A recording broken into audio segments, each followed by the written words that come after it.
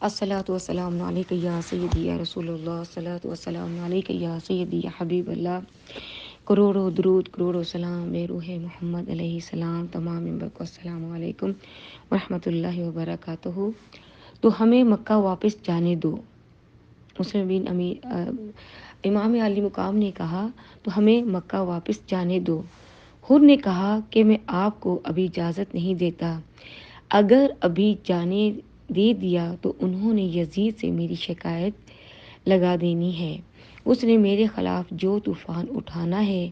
آپ ایسا کرنا، رات ہونے دے، میرے تمام ساتھی سو جائیں گے، آپ راتوں رات نکل جانا، ہم کہیں گے ہمیں پتہ ہی نہیں چلا کہ سب سو رہے تھے، وہ راتوں رات نکل گئے۔ جب رات ہوئی آپ لوگ رات کو چلے، جب صبح ہوئی تو آپ سب وہیں پر تھے۔ حر نے کہا حضرت آپ گئے نہیں؟ آپ نے کہا کہ ساری رات سفر کیا، صبح دیکھا کہ وہیں پر ہیں۔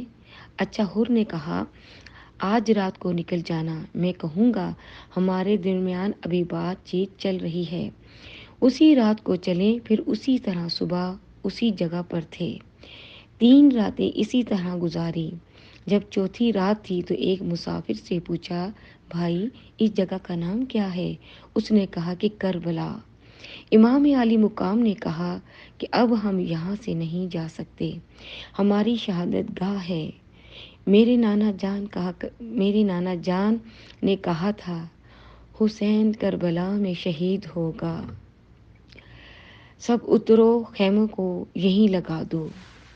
جب زمین پر لکڑی گاڑتے تو زمین سے خون نکلتا، جہاں جہاں لکڑی گاڑتے وہاں سے خون نکلتا۔ حضرت زینب دیکھ کر گھبرائی، بھائی چلو یہاں سے، اس وحشی میدان کو دیکھ کر میرا دل گھبرا رہا ہے۔ امام علی مقام نے کہا کہ بہن صبر و استقلال سے کام لو، اب ہم یہاں سے نہیں جا سکتے۔ وہاں پر خیمے لگائے یزیدیوں کی فوجیں آنا شروع ہو گئی، یزید کا پیغام لے کر کہ امام علی مقام یزید نے کہا ہے کہ ہم سے بیعت طلب کرو، اگر بیعت طلب نہیں کرو گے تو لڑائی کرو۔ امام علی مقام نے کہا نہ ہم بیعت کریں گے، نہ ہم لڑائی کرنے آئے ہیں۔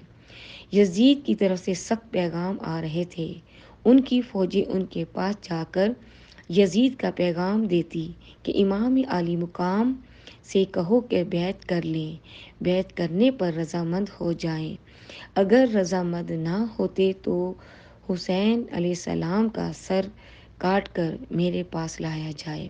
ان کی فوجیں پے در پہ پیغام لا رہی تھی۔ آپ نے فرمایا میں بیعت کرنے کے لیے تیار نہیں ہوں، اگر آپ بیعت کرنے کے لیے تیار نہیں ہیں تو لڑنے کے لیے تیار ہو جائیں۔ میں لڑنے کے لیے بھی نہیں آیا۔ انہوں نے کہا کہ 2 باتیں نہیں ہو سکتی۔ امام علی مقام نے دیکھا کہ ان کے ارادے بڑے خطرناک ہو گئے ہیں، اب نازک صورت اختیار کرتے جا رہے ہیں۔ امام علی مقام نے 3 شرطیں پیش کی، یا ہمیں مکہ واپس جانے دو، وہاں جا کر حرم شریف میں اللہ تعالیٰ کی عبادت میں باقی کی زندگی کے دن گزار دیں۔ نمبر 2، اگر مکہ نہیں